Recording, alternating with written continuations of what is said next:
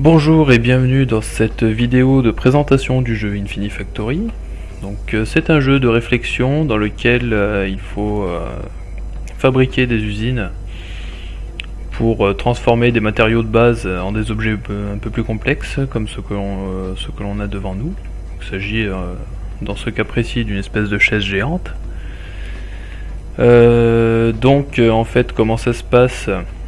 Donc pour chaque usine vous allez avoir une arrivée de matériaux de base, matières premières. Vous devrez transformer sur ce point de sortie en un objet identifié clairement. Donc pour cela vous aurez plusieurs types de blocs, donc des blocs tapis roulants pour faire avancer les matériaux d'un point A à un point B, enfin en faire ce que vous voulez. Des blocs de soudure, des blocs pour pousser, ici, on les verra en action plus tard. Pour activer les blocs de pouce, il y a ces blocs détecteurs, des blocs de rotation ici. Ici on a un bloc de montée, donc plusieurs types de blocs pour fabriquer une usine qui permettra d'assembler tous les blocs de base pour en faire ces objets. Donc ce qui est important quand on veut commencer une usine, donc là je vous montre un niveau bien particulier, ça va vous spoil un peu mais bon tant pis, c'est plus simple de parler du jeu en ayant un exemple plutôt que de le décrire par la simple voix.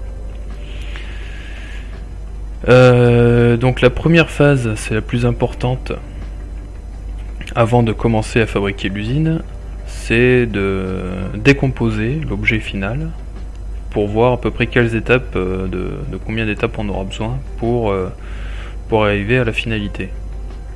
Donc là ce qu'on peut voir, c'est qu'on peut tout diviser par des blocs de 2 par 1, 1, 2, 1, 2, etc. etc. quoi. Et puis faire un peu comme on peut quoi. Donc on va voir comment je m'y suis pris sur cette usine là. Donc j'appuie sur le bouton qui va faire démarrer l'usine. Donc voilà. Ici, déjà, d'entrée de jeu, je les transforme en blocs de 2 par 1. Parce que c'est que des blocs de 1 qui arrivent. Hein. Voilà. Donc un bloc de 2 par 1. Un autre, etc. etc. Donc qu'est-ce que je fais? Donc je les aligne dans un premier temps. Voilà.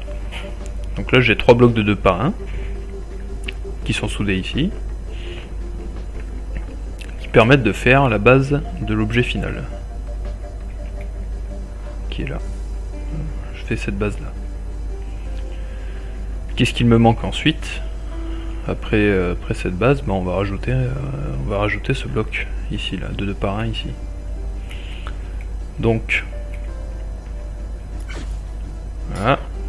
Qu'est-ce qui se passe? Donc là j'ai ma base qui est là. Et là j'ai un bloc de 2 par 1 qui est poussé par ce bloc actionneur là quand ma base passe devant ce détecteur ici. Donc quand la base passe devant ce détecteur, par ce conduit, j'envoie l'information au pousseur qui va pousser ce bloc. Donc voilà. Donc il va être ensuite élevé et on va l'amener tranquillement sur la base. Donc la base qui attend sagement que le bloc de 2 par 1 arrive. Une fois qu'il est arrivé, j'ai un détecteur ici qui dit bah il est bien là, il est soudé par ce bloc là et un bloc qui se trouve quelque part en dessous derrière. Donc une fois qu'il est arrivé et soudé, mon détecteur dit au pousseur c'est bon tu peux y aller, on libère la base améliorée, voilà. Donc là j'ai manqué une phase, je vais relancer, on va faire avance rapide, tac, voilà. Donc là j'ai ma base améliorée qui sort par là, ici j'ai un détecteur, parce que maintenant qu'est-ce qu'il nous manque? Il nous manque ce carré là de 2 par 2. Une pensée à Gérard au passage. Donc ce carré de 2 par 2, j'en ai besoin une fois que ma base sort de là. Donc qu'est-ce que je fais? Je mets un détecteur ici, un conduit, Le conduit va donner l'information aux deux pousseurs qui sont là. Tout est calculé. Hop là, voilà. La base est passée devant le détecteur.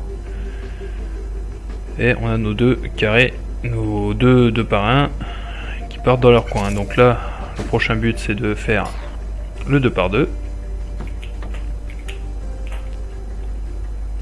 qui est ici, qui va être poussé par le pousseur qui est là, une fois que le détecteur ici verra quelqu'un. Tac, voilà, ça passe en blanc. Oups, ça pousse. Tac, voilà. Ça monte. Ici j'ai un bloc pousseur, un bloc bloqueur qui bloque la base tant que le 2 par 2 n'est pas arrivé et soudé dessus. Donc les soudeurs sont là. On soude le 2 par 2 sur la base qui est ici. Et le détecteur il se trouve... c'est lui là. Il est là. Caché derrière. Donc ça, dès que ça arrive, on envoie l'info. Et lui qui bloque en temps normal, une fois qu'il reçoit l'info, il laisse faire. Hop là, voilà. Donc on l'a fait tourner parce qu'il faut que la pièce finale arrive vraiment dans le bon sens, soudée comme il faut et avec tous les blocs. Voilà. Donc le fonctionnement de cette usine.